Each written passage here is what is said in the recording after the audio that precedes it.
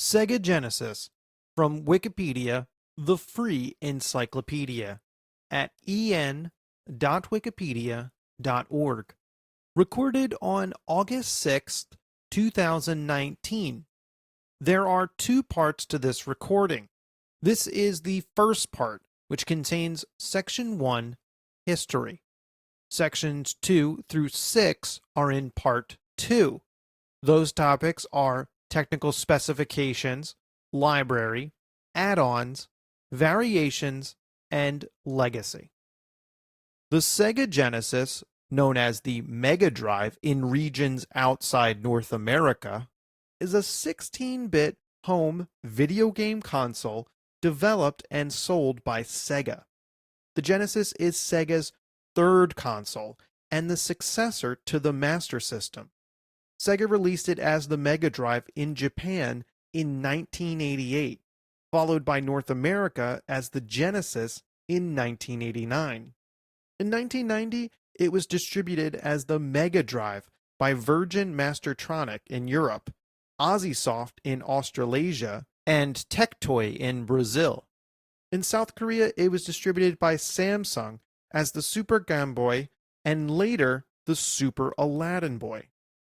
Designed by an R&D team supervised by Hideki Sato and Masami Ishikawa, the Genesis was adapted from Sega's System 16 arcade board, centered on a Motorola 68000 processor as the CPU, a Zilog Z80 as a sound controller, and a video system supporting hardware sprites, tiles, and scrolling.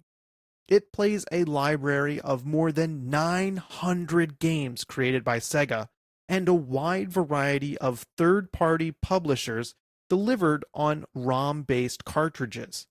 Several add-ons were released, including a power-based converter to play Master System games. It was released in several different versions, some created by third parties.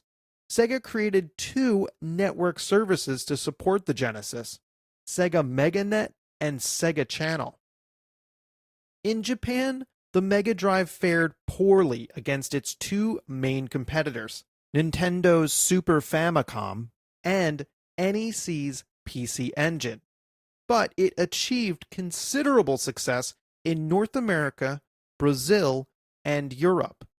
Contributing to its success were its library of arcade game ports, the popularity of Sega's Sonic the Hedgehog series, several popular sports franchises, and aggressive youth marketing that positioned the system as the cool console for adolescents. The release of the Super Nintendo Entertainment System, or SNES, 2 years after the Genesis, resulted in a fierce battle for market share in the United States and Europe that has often been termed as a console war by journalists and historians. As the contest drew increasing attention to the video game industry among the general public, the Genesis and several of its highest profile games attracted significant legal scrutiny on matters involving reverse engineering and video game violence. Controversies surrounding video games such as Night Trap and Mortal Kombat led Sega to create the Video Game Rating Council, a predecessor to the Entertainment Software Rating Board. 30.75 million first-party Genesis units were sold worldwide. In addition, Tectoy sold an estimated 3 million licensed variants in Brazil. Majesco projected it would sell 1.5 million licensed variants of the system in the United States, and much smaller numbers were sold by Samsung in South Korea. By the mid-2010s, licensed third-party Genesis re-releases were still being sold by AtGames in North America and Europe. Many games have been re-released in compilations or on online services such as the Nintendo Virtual Console, Xbox Live Arcade, PlayStation Network, and Steam. The Genesis was succeeded in 1994 by the Sega Saturn. Section 1. History. Section 1.1. Development. In the early 1980s, Sega Enterprises Incorporated, then a subsidiary of Gulf and Western, was one of the top 5 arcade game manufacturers active in the United States, as company revenues surpassed $200 million between July 1981 and June 1982.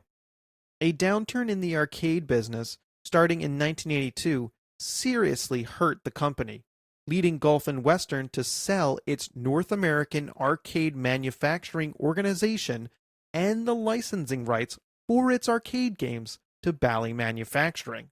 The company retained Sega's North American R&D operation, as well as its Japanese subsidiary, Sega Enterprises Limited. With its arcade business in decline, Sega Enterprises Limited president Hayao Nakayama advocated that the company leverage its hardware expertise to move into the home console market in Japan, which was in its infancy at the time. Nakayama received permission to proceed with this project, leading to the release of Sega's first home video game system, the SG-1000, in July 1983. While it had sold 160,000 units in Japan, far exceeding Sega's expectations, sales at stores were dominated by Nintendo's Famicom, which had been released the same day. Sega estimated that the Famicom outsold the SG-1000 by a 10-to-1 margin. The SG-1000 was replaced by the Sega Mark III within 2 years. In the meantime, Gulf and Western began to divest itself of its non-core businesses after the death of company founder Charles Bluedorn. So, Nakayama and former Sega CEO David Rosen arranged a management buyout of the Japanese subsidiary in 1984 with financial backing from CSK Corporation, a prominent Japanese software company. Nakayama was then installed as CEO of Sega Enterprises Limited. In 1986, Sega redesigned the Mark III for release in North America as the Master System. This was followed by a European release the next year.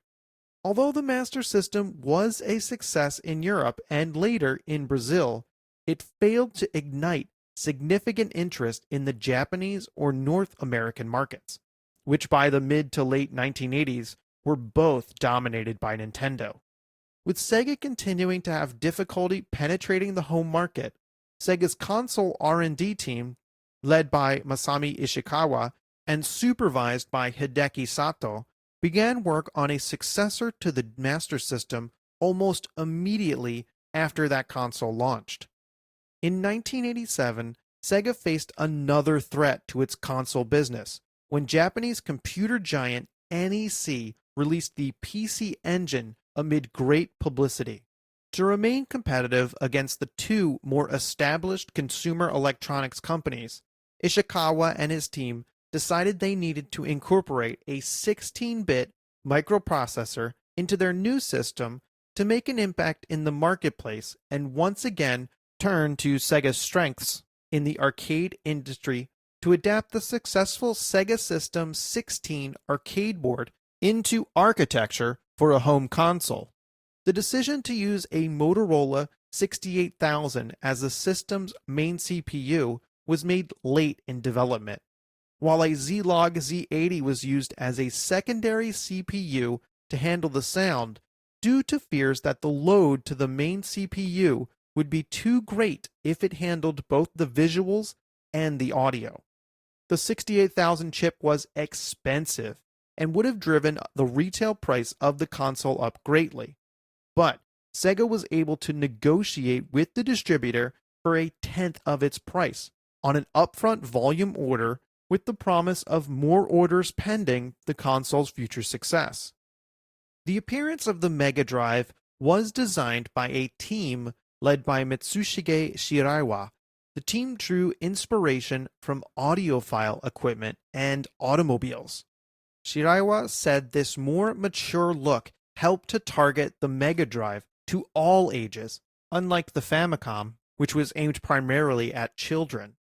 According to Sato, The Japanese design for the Mega Drive was based on the appearance of an audio player and presented the text 16-bit embossed in a golden metallic veneer to give the impression of power. First announced in the June 1988 issue of Japanese gaming magazine Beep, the developing console was referred to as the Mark V, but Sega management wanted a stronger name. After reviewing more than 300 proposals, the company settled on Mega Drive. In North America, the name of the console was changed to Genesis. The reason for this change is not known, but it may have been due to a trademark dispute. Sato stated that some design aesthetics had to change, such as the gold color 16-bit wording, because it was believed that the color would be mistaken for yellow. He believes that the changes in design are representative of the differences in values between Japanese and American culture. Section 1.2 Launch. Sega released the Mega Drive in Japan on October 29, 1988, though the launch was overshadowed by Nintendo's release of Super Mario Bros. 3 a week earlier. Positive coverage from magazines Famitsu and Beep helped to establish a following, but Sega only managed to ship 400,000 units in the first year. In order to increase sales, Sega released various peripherals and games, including an online banking system and answering machine called the Sega Mega Answer. Nevertheless, the Mega Drive was unable to overtake the venerable Famicom and remained a distant third in Japan behind Nintendo's Super Famicom and NEC's PC Engine throughout the 16-bit era. Sega announced a North American release date for the system on January 9, 1989. At the time, Sega did not possess a North American sales and marketing organization and was distributing its Master System through Tonka. Dissatisfied with Tonka's performance, Sega looked for a new partner to market the Genesis in North America and offered the rights to Atari Corporation, which did not yet have a 16-bit system. David Rosen made the proposal to Atari CEO Jack Tramiel and the president of Atari's Entertainment Electronics division, Michael Katz.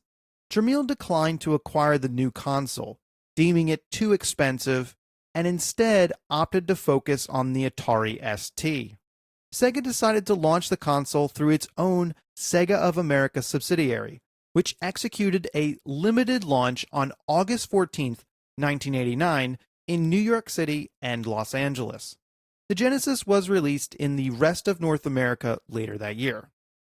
The European version was released in September 1990 at a price of £189.99. The release was handled by Virgin Mastertronic, which was later purchased by Sega in 1991 and became Sega of Europe. Games like Space Harrier 2, Ghouls and Ghosts, Golden Axe, Super Thunderblade, and The Revenge of Shinobi were available in stores at launch. The console was also bundled with Altered Beast. The Mega Drive and its first batch of games were shown at the 1990 European Computer Entertainment Show, or ECES, in Earl's Court. Between July and August 1990, Virgin initially placed their order for 20,000 Mega Drive units. However, the company increased the order by 10,000 units when advanced orders had exceeded expectations, and another 10,000 units was added later following the console's success at the ECES event. The projected number of units to be sold between September and December 1990 had eventually increased to 40,000 units in the United Kingdom alone. Other companies assisted in distributing the console to various countries worldwide. Ozzysoft handled the Mega Drive's launch and marketing in Australia, as it had done before with the Master System. In Brazil, the Mega Drive was released by Tectoy in 1990 only a year after the Brazilian release of the Master System. Tectoy produced games exclusively for the Brazilian market and brought the Sega MegaNet online service there in 1995. In India, Sega entered a distribution deal with Shaw Wallace in the spring of 1995 in order to circumvent an 80% import tariff, with each unit selling for 18,000 rupees.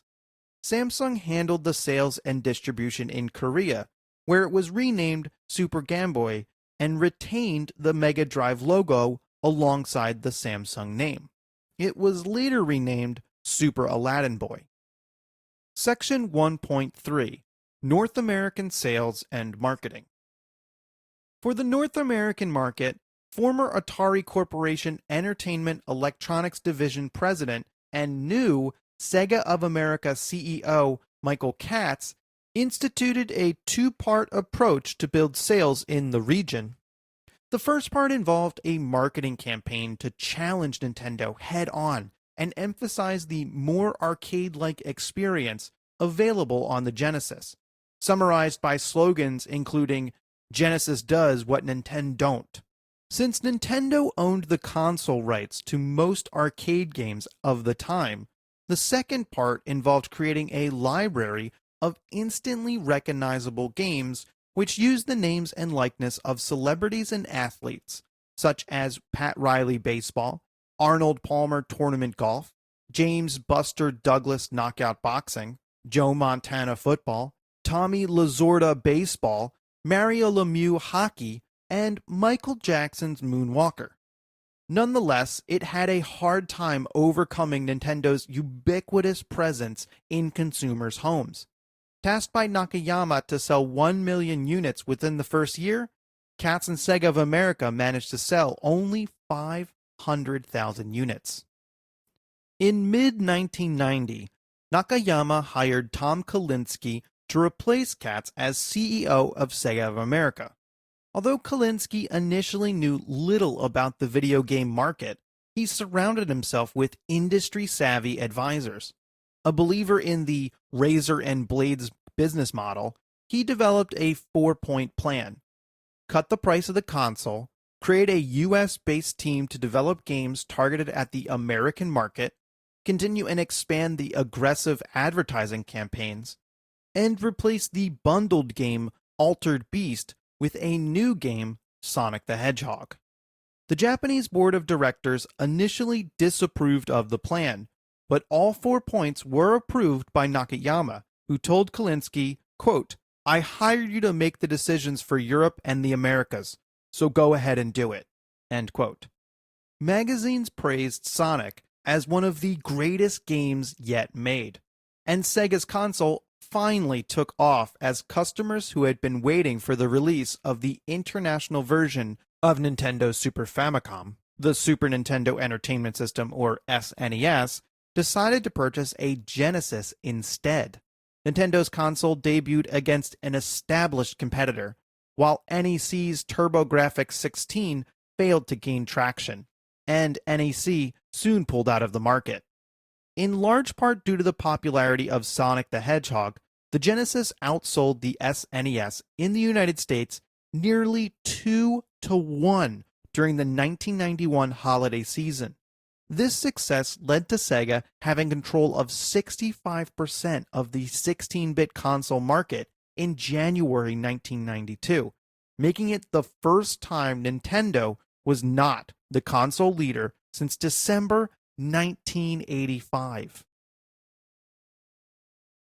To compete with Nintendo, Sega was more open to new types of games than its rival, but still tightly controlled the approval process for third-party games and charged high prices for cartridge manufacturing.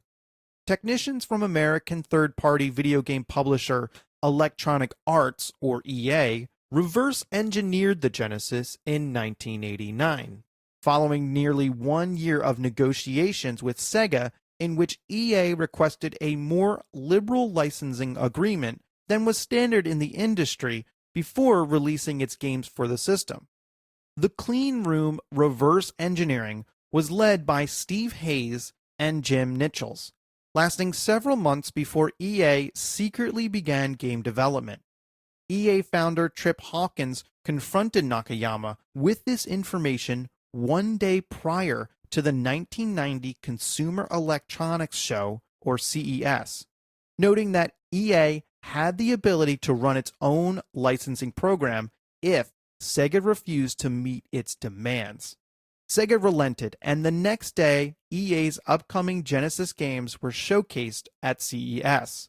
EA signed what Hawkins described as a very unusual and much more enlightened license agreement with Sega in June 1990. Quote, "Among other things, we had the right to make as many titles as we wanted.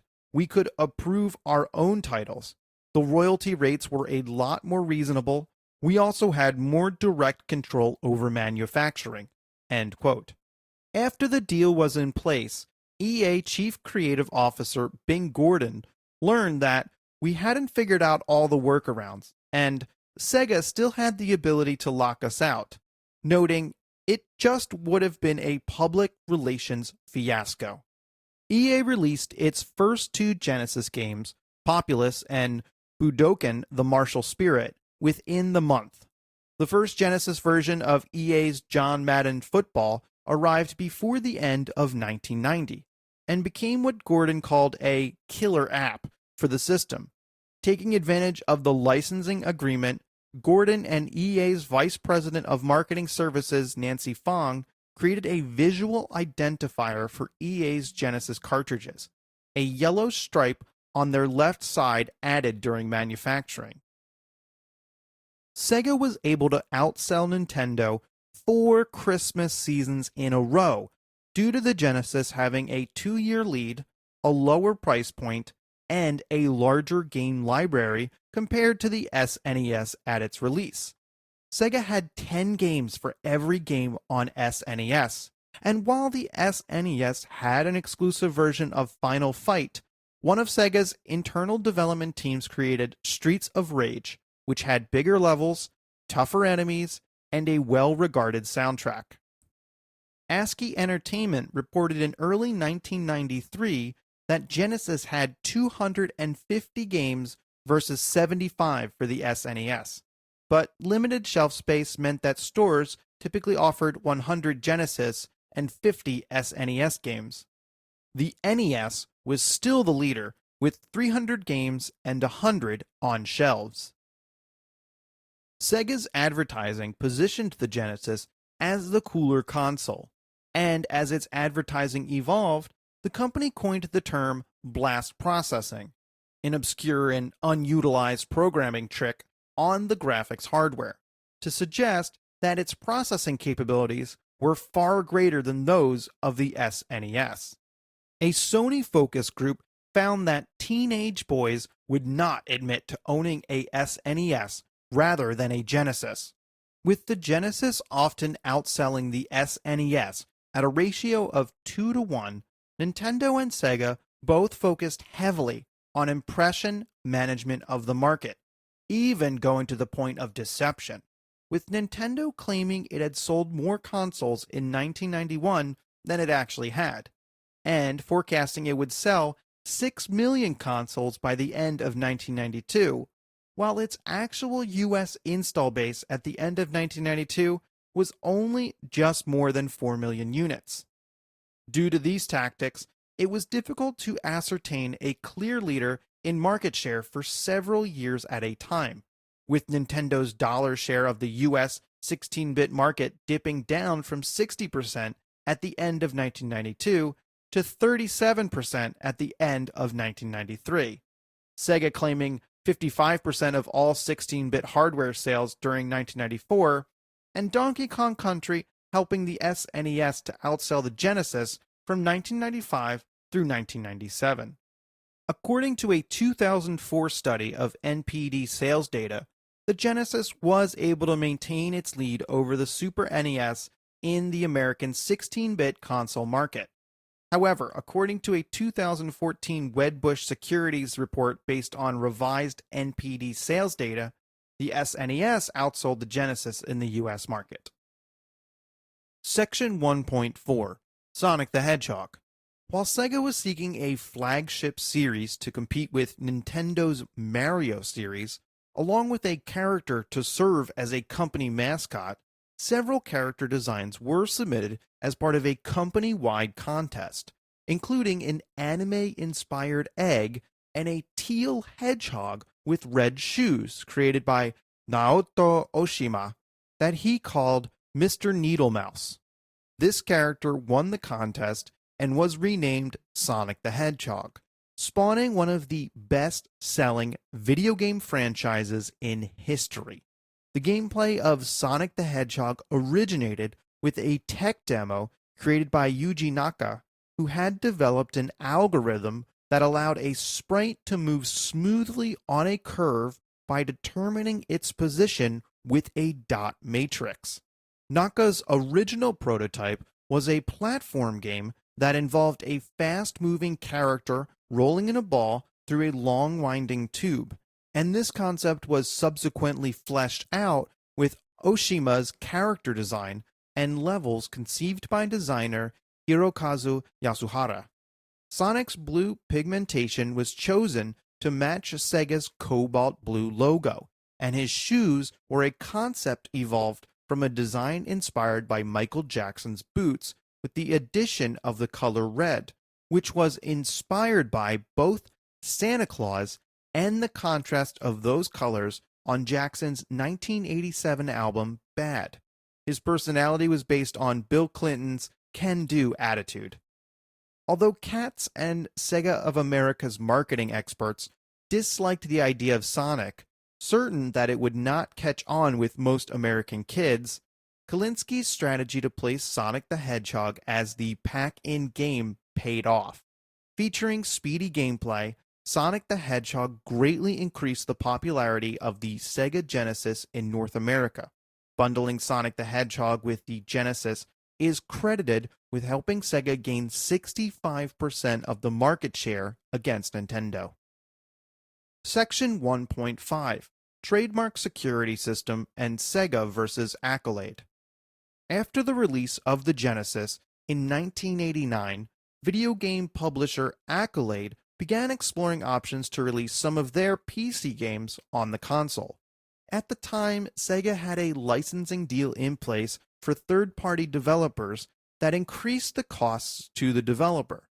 According to Accolade co-founder Alan Miller, one pays them between $10 and $15 per cartridge on top of the real hardware manufacturing costs, so it about doubles the cost of goods to the independent publisher. To get around licensing, Accolade chose to seek an alternative way to bring their games to the Genesis. It did so by purchasing one in order to decompile the executable code of 3 Genesis games. Such information was used to program their new Genesis cartridges in a way that would allow them to disable the security lockouts on the Genesis that prevented unlicensed games from being played. This strategy was used successfully to bring Ishido, The Way of Stones, to the Genesis in 1990. To do so, Accolade had copied Sega's copyrighted game code multiple times in order to reverse engineer the software of Sega's licensed Genesis games. As a result of piracy in some countries and unlicensed development issues, Sega incorporated a technical protection mechanism into a new edition of the Genesis released in 1990, referred to as the Genesis 3. This new variation of the Genesis included a code known as the Trademark Security System, or TMSS, which, when a game cartridge was inserted, would check for the presence of the string Sega at a particular point in the memory contained in the cartridge. If the string was present, the console would run the game and would briefly display the message, quote, produced by or under license from Sega Enterprises Limited, end quote. This system had a twofold effect. It added extra protection against unlicensed developers and software piracy, and forced the Sega trademark to display when the game was powered up, making a lawsuit for trademark infringement possible if unlicensed software were to be developed. Accolade learned of this development at the Winter Consumer Electronics Show in January 1991, where Sega showed the new Genesis 3 and demonstrated its screening and rejecting an Ashido game cartridge. With more games planned for the following year, Accolade successfully identified the TMSS file. It later added this file to the games Hardball, Star Control, Mike Ditka Power Football, and Turrican. In response to the creation of these unlicensed games, Sega filed suit against Accolade in the United States District Court for the Northern District of California on charges of trademark infringement, unfair competition, and copyright infringement. In response, Accolade filed a counterclaim for falsifying the source of its games by displaying the Sega trademark when the game was powered up. Although the district court initially ruled for Sega and issued an injunction preventing Accolade from continuing to reverse engineer the Genesis, Accolade appealed the verdict to the United States Court of Appeals for the Ninth Circuit.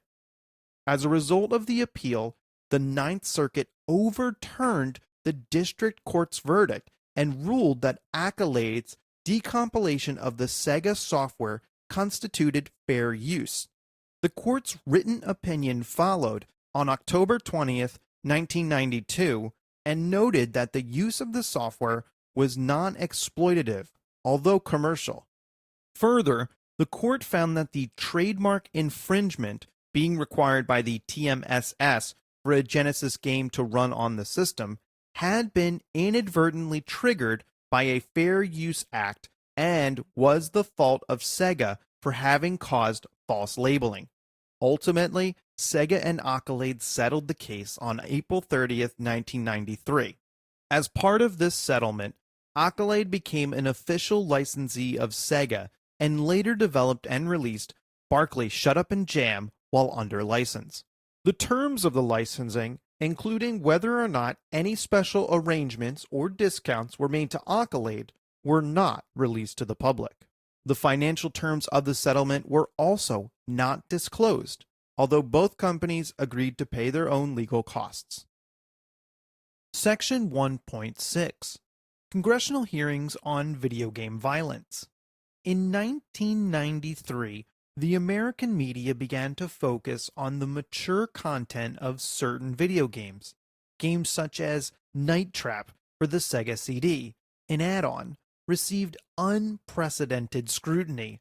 Issues about Night Trap were brought up in the United Kingdom, with former Sega of Europe development director Mike Brogan noting that Night Trap got Sega an awful lot of publicity. It was also cited in UK Parliament for being classified as 15 due to its use of real actors. This came at a time when Sega was capitalizing on its image as an edgy company with attitude, and this only reinforced that image. By far the year's most controversial game was Midway's Mortal Kombat, ported to the Genesis and SNES by Acclaim Entertainment. In response to public outcry over the game's graphic violence, Nintendo decided to replace the blood in the game with sweat, and the arcade's gruesome fatalities with less violent finishing moves. Sega took a different approach, instituting America's first video game rating system, the Video Game Rating Council, or VRC, for all its current systems.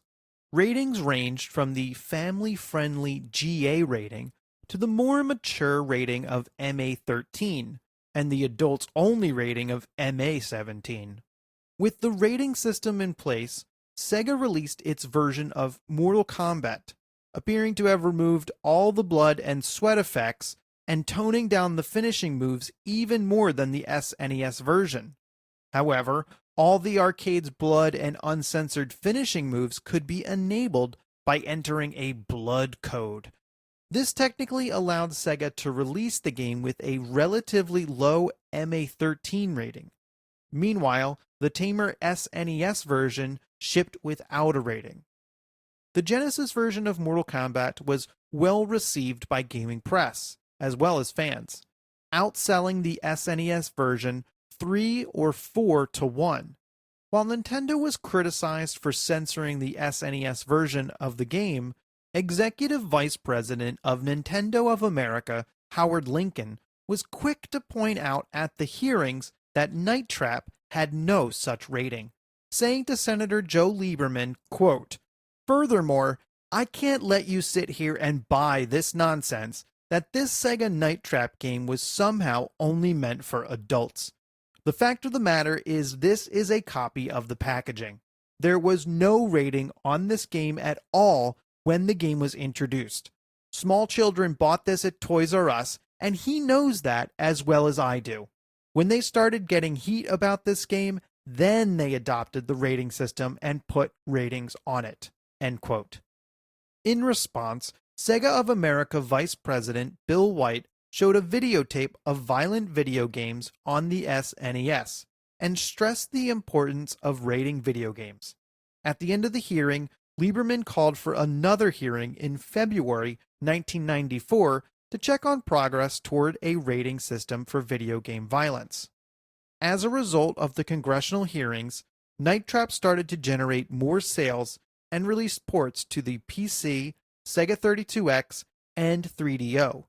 According to Digital Pictures founder Tom Zito, I sold 50,000 units of Night Trap a week after those hearings. Although experiencing increased sales, Sega decided to recall Night Trap and re-release it with revisions in 1994 due to the congressional hearings. After the close of those hearings, video game manufacturers came together to establish the rating system that Lieberman had called for. Initially, Sega proposed the universal adoption of its system, but after objections by Nintendo and others, Sega took a role in forming a new one. This became the Entertainment Software Rating Board, an independent organization that received praise from Lieberman.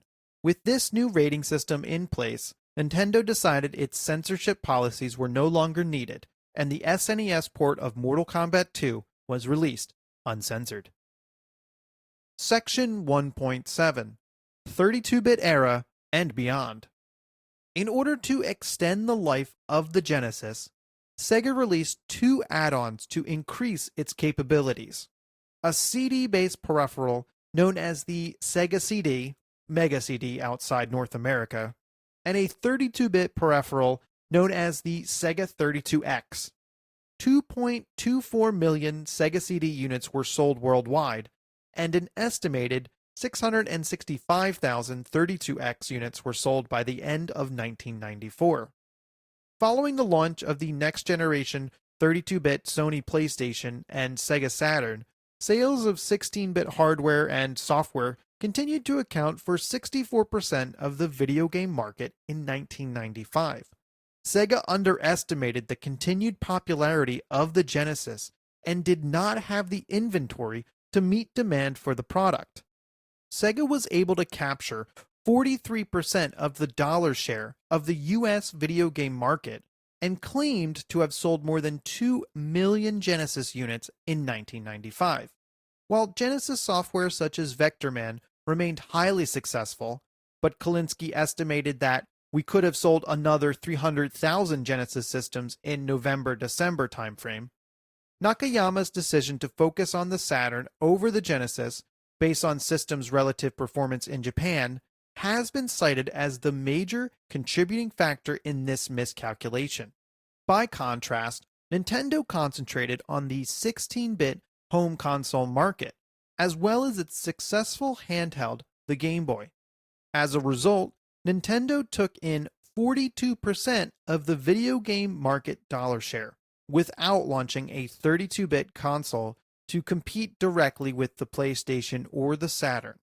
Following tensions with Sega Enterprises Limited over its focus on the Saturn, Kalinsky, who oversaw the rise of the Genesis in 1991, grew uninterested in the business and resigned in mid-1996.